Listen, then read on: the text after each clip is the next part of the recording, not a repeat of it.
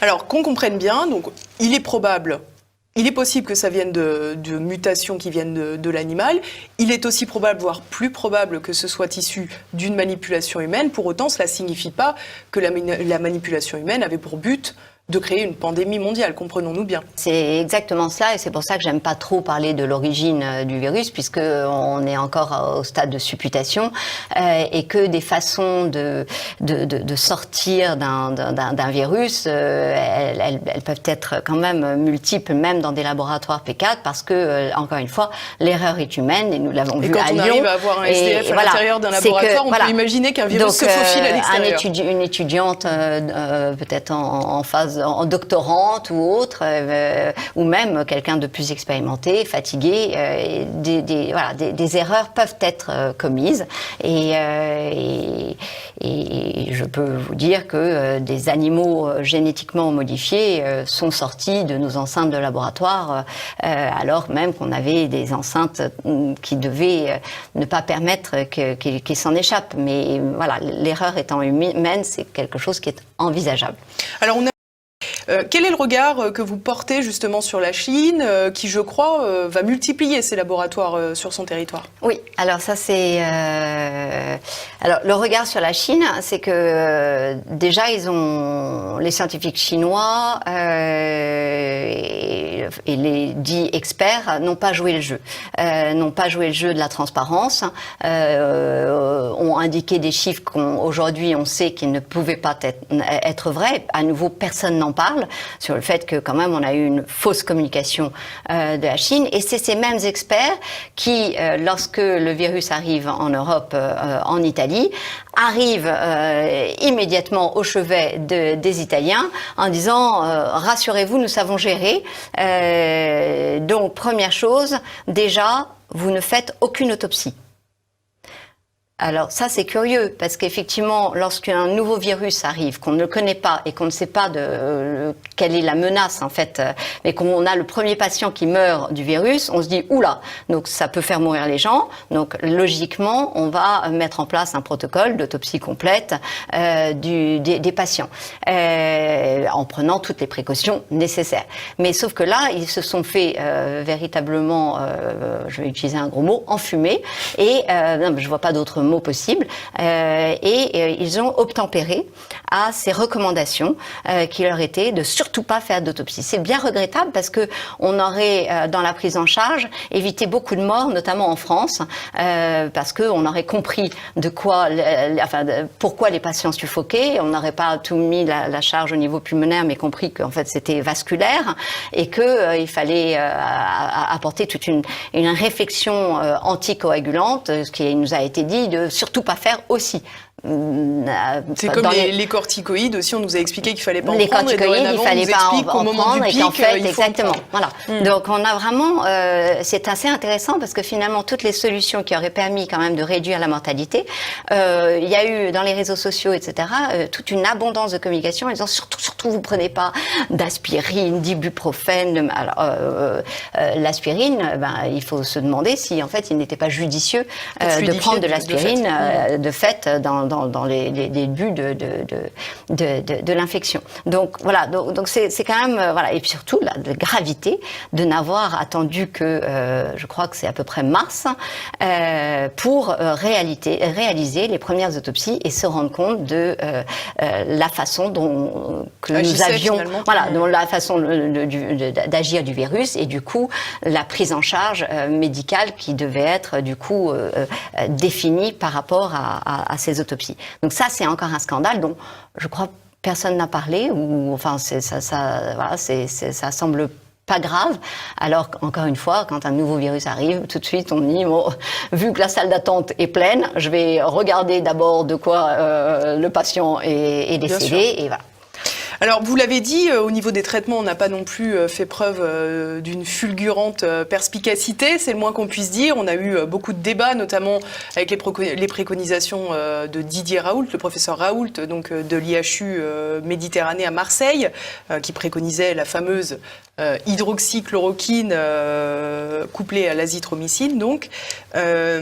Mais on a très peu parlé, finalement, on a parlé des facteurs de comorbidité pour les gens qui mouraient du Covid-19, mais on a très peu parlé finalement de la nécessité d'avoir une bonne hygiène de vie, d'être en bonne santé. Ça tombe pourtant sous le sens, mais les défenses immunitaires, de fait, fonctionnent mieux quand on est en bonne santé à la base. Ouais.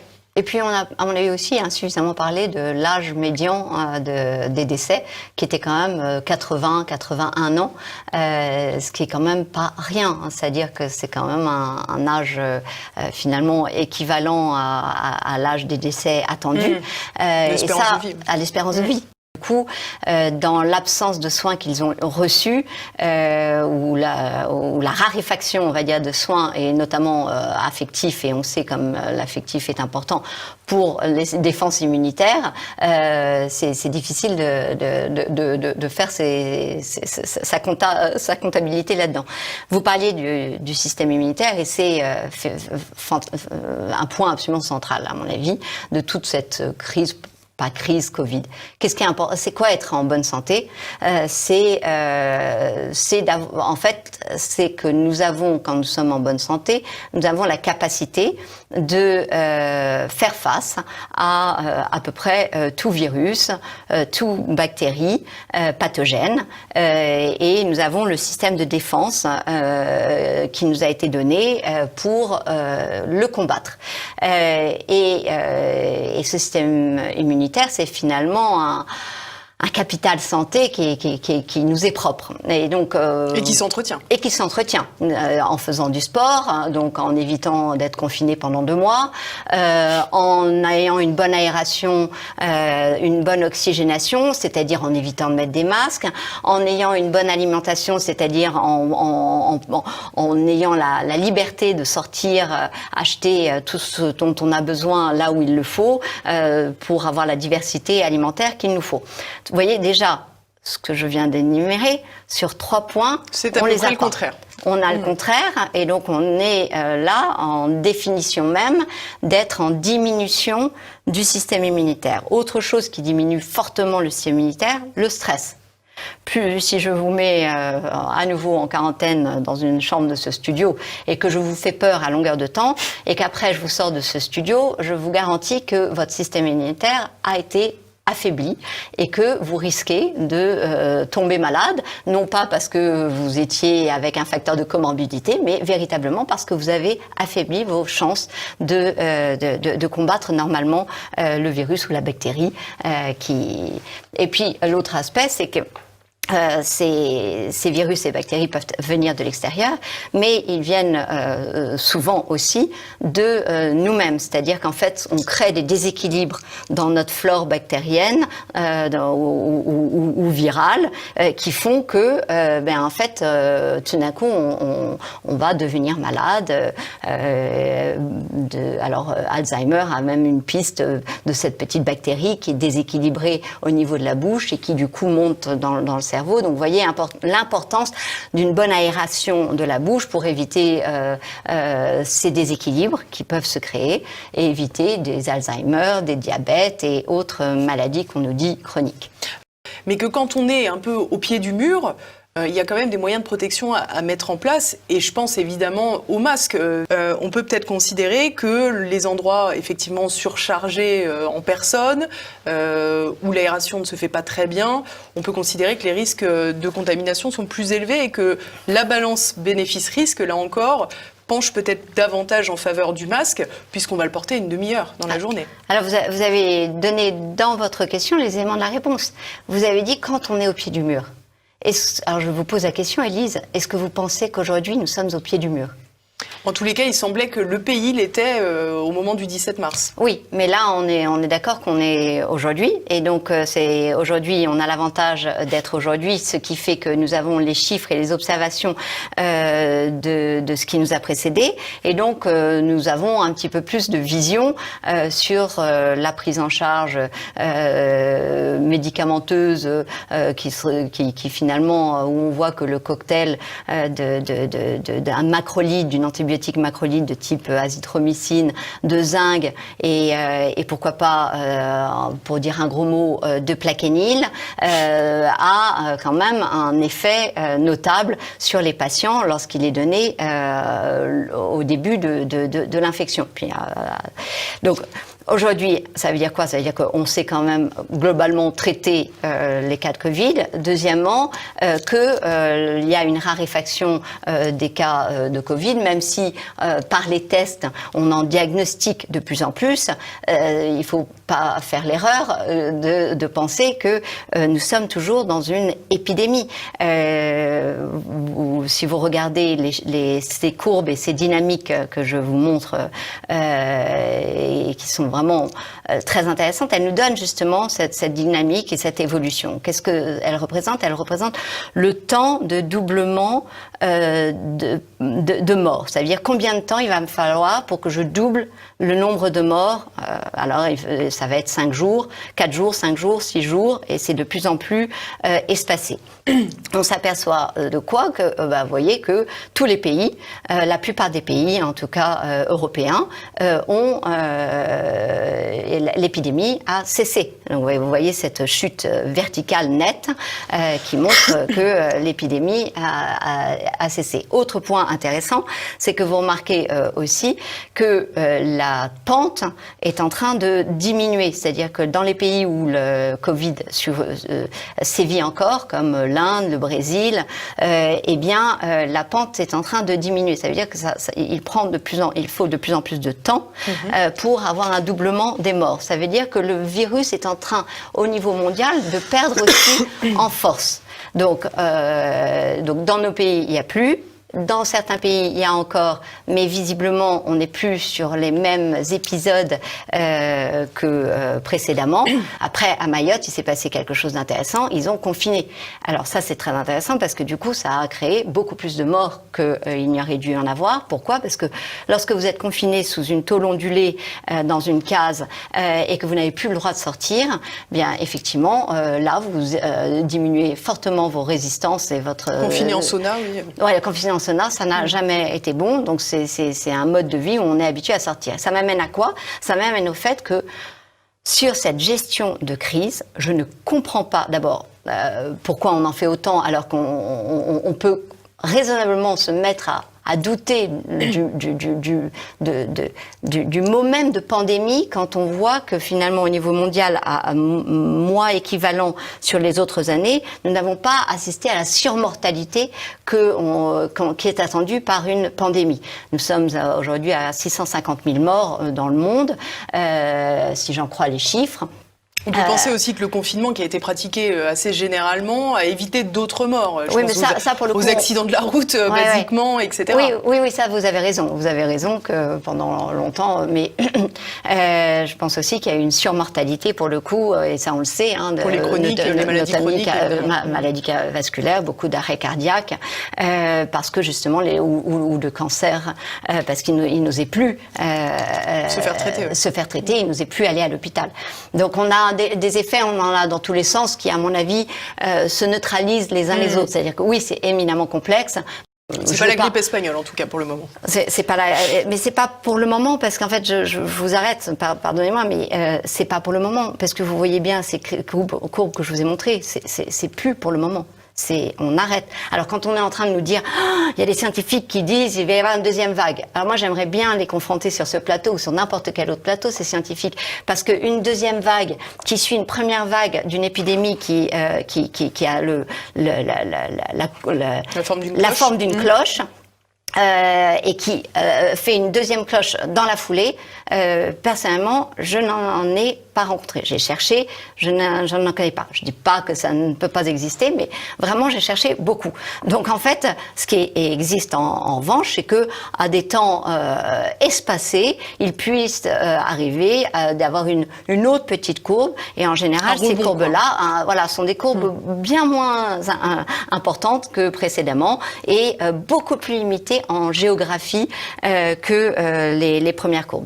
Donc il faut arrêter avec cette idée de deuxième vague. Et donc, ce qui veut dire que quelle est l'indication, face à tout ce que je vous ai dit, de mettre un masque à une population qui a déjà eu son système immunitaire affaibli pour les raisons que je vous ai citées, notamment de ne pas finalement rencontrer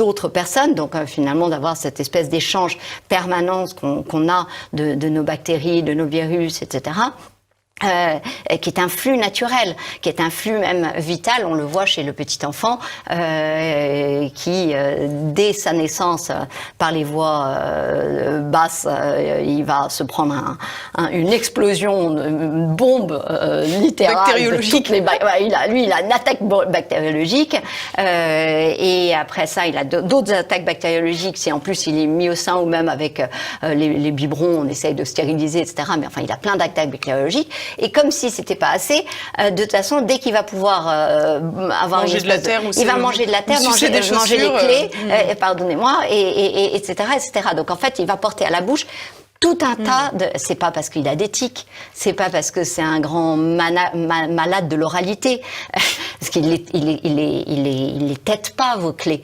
votre trousseau de clés, il le suce. Donc on voit bien là qu'il s'expose. Alors je ne dis pas donner des clés dégoûtantes à tous vos petits bébés, mais on voit bien quand même qu'on a ce besoin. Et la personne âgée, de la même façon, elle a ce besoin.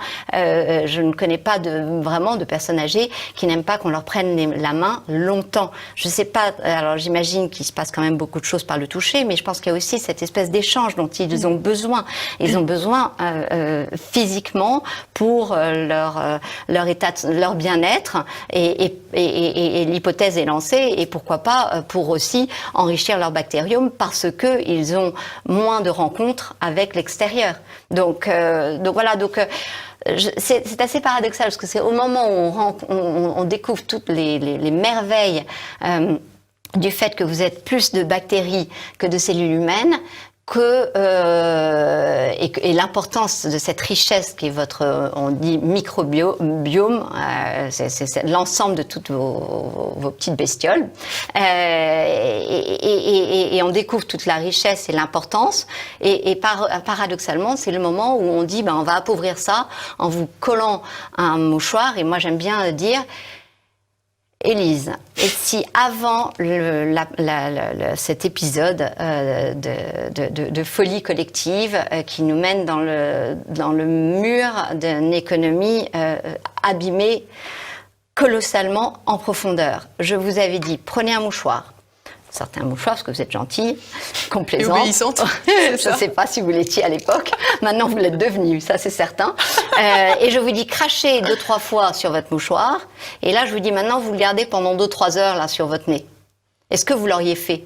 Vous ne l'auriez pas fait et vous seriez dit, elle est dingo celle-là. Et moi, je vous aurais dit, c'est pour vous protéger que je vous dis de faire ça, parce que il y a la tuberculose qui sévit, et effectivement, la tuberculose sévit à nouveau dans nos pays, parce que par l'arrivée des migrants qui ont des politiques vaccinales toutes différentes, il y a des recrudescences de tuberculose.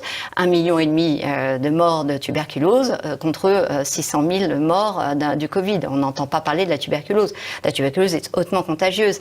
Donc, eh bien, vous ne l'auriez pas fait. Vous ne l'auriez pas fait par votre bon sens. C'est-à-dire que vous auriez su que je vous racontais quelque chose de bizarre qui allait vous déséquilibrer sans que vous sachiez exactement quoi. Et voilà, et en fait ça appelle à votre bon sens, c'est-à-dire qu'effectivement les petites mailles des masques qu'on utilise, d'ailleurs il est bien marqué sur chaque boîte de masque qu'elles ne protègent pas du tout du Covid. Non, regardez, ce soir en rentrant chez vous, si vous avez une boîte, regardez donc, je vous invite. C'est parce qu'effectivement, les mailles sont tellement énormes qu'elles laisseraient passer des centaines de milliers de particules de virus, de coronavirus. Donc voilà, on a... Alors j'ai cru comprendre que vous étiez sceptique sur les masques. J'ose imaginer que vous êtes d'autant plus sceptique. Je suis pas sceptique sur les masques contre le Covid-19, lorsque c'est utilisé comme il le faut, au moment où il le faut, par une population qui sait l'utiliser, etc., etc. Donc j'étais une des premières à dire que et le masque dans les pays asiatiques, ça avait permis de freiner. Et pourtant ils n'avaient pas confiné. Donc Donc ça dépend. En fait, à chaque fois, vous voyez, le confinement à Mayotte, ça a été une catastrophe. Bien sûr. Donc en fait, ce qui est important, c'est de se dire, est-ce que notre population, elle est tactile, elle a tendance à mettre la main au visage, ou elle a un rapport au corps plutôt froid. Nous sommes des latins, et donc nous portons nos mains au visage parce que nous parlons avec nos mains, et du coup nous touchons tout le temps notre masque, et donc quand nous touchons notre masque, nous faisons un espèce de bouillon de toutes nos mauvaises bactéries et virus que nous avons exhalés, qui auraient dû être dilués dans l'air et qui sont là concentrés et que je vous colle partout sur le plateau. Donc moi, j'appelle juste à un usage intelligent de chaque objet. Donc je ne suis ni un anti-vax, ni un anti-masque.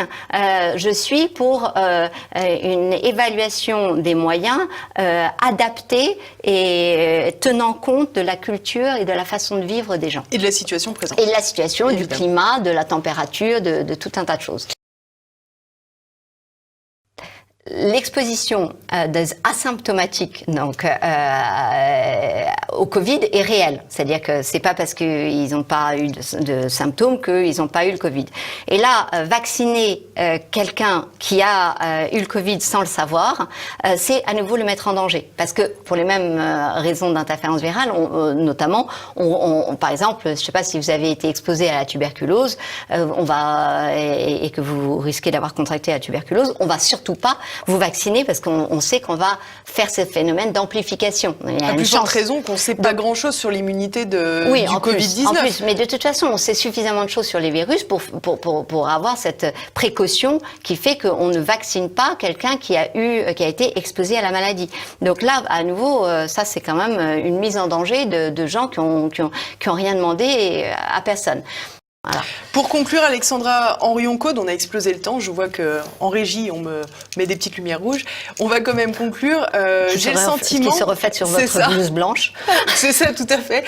J'ai le sentiment que vous êtes assez stupéfaite par tout ce qui s'est déroulé ces derniers mois. Abasourdie et très malheureuse, abasourdie par le fait que notre élite intellectuelle mondiale ait osé si peu parler, mais je l'ai compris parce que j'ai réalisé que des collègues d'une qualité exceptionnelle étaient muselés et par le masque et par le fait qu'ils avaient des conflits d'intérêts avec des laboratoires pharmaceutiques et que du coup, effectivement, par décence, ils ne mordent pas la main qui les nourrissent et c'est fort malheureux parce que ils sont dotés des capacités intellectuelles pour dénoncer ce que je vous dénonce d'une façon assez prosaïque et simple. En tout cas, j'ai essayé de l'être.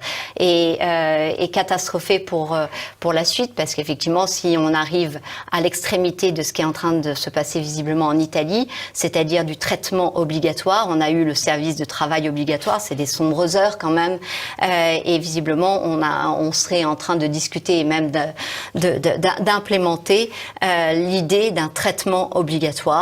Et qu'on comprenne bien, le traitement obligatoire, c'est le vaccin. Voilà, et que si vous n'êtes pas vacciné, vous n'aurez plus le droit de probablement voyager, voter, je ne sais pas jusqu'où ils vont aller. Parce que ça change quand même pas mal de choses. si seulement, si seulement. Donc voilà, du coup. Vous voyez, il y a tout cet aspect-là, et puis la néantisation complète de ce qu'est l'espèce humaine au niveau de deux richesses. La première dans le désordre, parce que c'est la plus évidente, la richesse de la communication, celle qui fait que j'ai joie de voir non seulement vos beaux yeux, mais aussi vos rictus de bouche, vos sourires, le fait que vous allez crier ou pas crier à ce que je vais dire, et ça c'est quand même très important, parce que quand je vous mets un masque, je vous muselle, et je vous interdis finalement de voir le visage, d'interagir et du coup de discuter avec l'inconnu. C'est des rencontres, moi que j'ai faites dans ma vie très riche, de rencontrer comme ça des inconnus avec qui même je me suis même mariée. Et heureusement qu'on n'avait pas de masque, parce que je suis pas certaine enfin, je suis certaine qu'on ne se serait pas rencontrés si on avait eu un masque. Donc ces interactions, et puis pour les petits enfants aussi, de comprendre les rictus. Et puis au niveau vital. Donc au niveau de la communication, qui finalement, et au niveau de la vie, de l'essence même de la vie, puisque on néantise toute une partie de la population qu'on va véritablement instrumentaliser à servir de bébé médicament, à servir de cobaye, visiblement. De cobaye, parce que effectivement on poursuit les expériences et on facilite la possibilité de tuer des embryons pour faire des travaux expérimentaux à 14 jours. Donc c'est passé à 21 jours, c'est repassé potentiellement à 14 jours. Est-ce que ça me rassure? Non, pas plus. Vous le savez bien, on est dans une continuité de vie qui fait que non, ça n'est pas rassurant. Et autre aspect, de mélanger, mais heureusement j'ai mes amis de défense des animaux qui hurlent, c'est les seuls, qui hurlent sur le fait qu'on est en train de faire des chimères, enfin on est en train de légaliser, d'autoriser des chimères homme-animal, et qui est encore une fois une abomination. Donc là on est sur un tapis rouge qui n'a plus du tout de limite au clonage humain. Et à tout ce qui, et c'est pour cela que je parle de néantisation de l'humain dans la richesse de son altérité et dans la richesse de sa communication. Donc on a vraiment l'impression que finalement les deux sont à relier l'un avec l'autre. Eh bien, je vous remercie beaucoup pour ce constat réjouissant, Alexandra Henriot-Caude. Merci beaucoup d'être venue nous voir à nouveau. Merci à vous.